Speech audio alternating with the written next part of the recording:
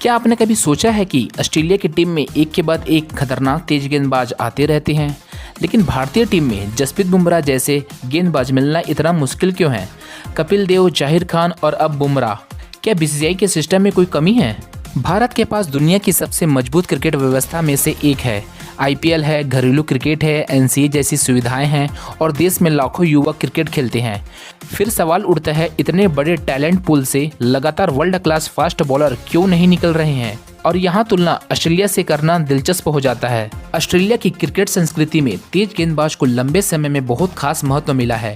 Dennis Lillee से लेकर Glenn McGrath, Brett Lee, Mitchell Johnson, Pat Cummins, Mitchell Starc और Josh Hazlewood तक नाम बदलते रहे, लेकिन ऑस्ट्रेलिया की फास्ट बॉलिंग पाइपलाइन लगातार चलती रही।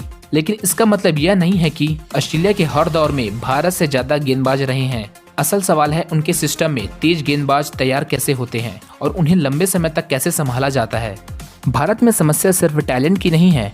भारत के पास मोहम्मद शमी, जसप्रीत बुमराह, ईशांत शर्मा, उमेश यादव, भुवनेश्वर कुमार जैसे कई शानदार तेज गेंदबाज रहे हैं। एक जनरेशन के बाद दूसरे जनरेशन में उसी स्तर की क्वांटिटी हमेशा नहीं दिखाई देती। एक बड़ा कारण है इंजरी और वर्कलोड मैनेजमेंट। अगर युवा गेंदबाज को सही टेक्निक, स्ट्रेंथ ट्रेनिंग, रिकवरी और वर्कलोड मैनेजमेंट नहीं मिले तो उसका कैरियर प्रभावित हो सकता है। और फिर आते हैं जसप्रीत बुमराह। बुमराह सिर्फ तेज गेंद फेंकने वाले गेंदबाज नहीं हैं। उनकी सबसे बड़ी ताकत है उनका unique action, control, yorker, pace, variation और प्रेशर में प्रदर्शन। यही वजह है कि भारत के लिए बुमराह सिर्फ एक बॉलर नहीं बल्कि एक मैच विनिंग वेपन बन चुके हैं। लेकिन किसी भी टीम के लिए खतरा तब पैदा होता है जब एक खिलाड़ी पर बहुत ज़्यादा निर्भरता हो। अगर बुमराह उपलब्ध नहीं है तो भारत को अपने बॉलिंग कॉम्बिनेशन में बड़े बदलाव करने पड़ सकते हैं। अब सबसे बड़ा सवाल, क्या इसके लिए सीधे बीसीसीआई को जिम्मेदार माना जाए? बिना ठोस एविडेंस के ऐसा कहना सही नहीं होगा। भारतीय क्रिकेट में फास्ट बॉलिंग डेवलपमेंट के लिए domestic cricket academies, specialist coaching और वर्कलोड मैनेजमेंट जैसे कई सिस्टम मौजूद है, लेकिन सुधार की गुंजाइश हमेशा रहती है। खासकर ग्रास रूट्स लेवल पर फास्ट बॉलिंग की पहचान, उनके टेक्निक, फिटनेस, रिकवरी और इंजरी प्रिवेंशन पर और ज़्यादा फोकस किया जा सकता है। क्योंकि वर्ल्ड क्लास बॉलर सिर्फ टैलेंट से नहीं बनता, उसे कई सालों तक सही तरीके से तैयार करना पड़ता है। भारत और ऑस्ट्रेलिया की परिस्थितियां भी अलग है।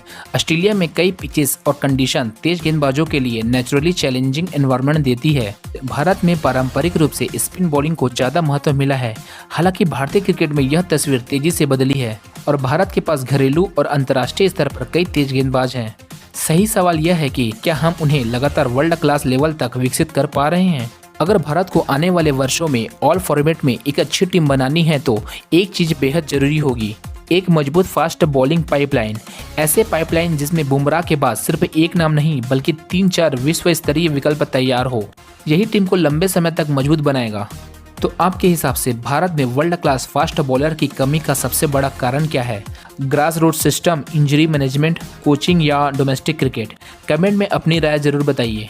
वीडियो पसंद आया हो तो लाइक करें और क्रिकेट की ऐसी दमदार खबरों के लिए मेरे चैनल को सब्सक्राइब करना बिल्कुल मत भूलिए।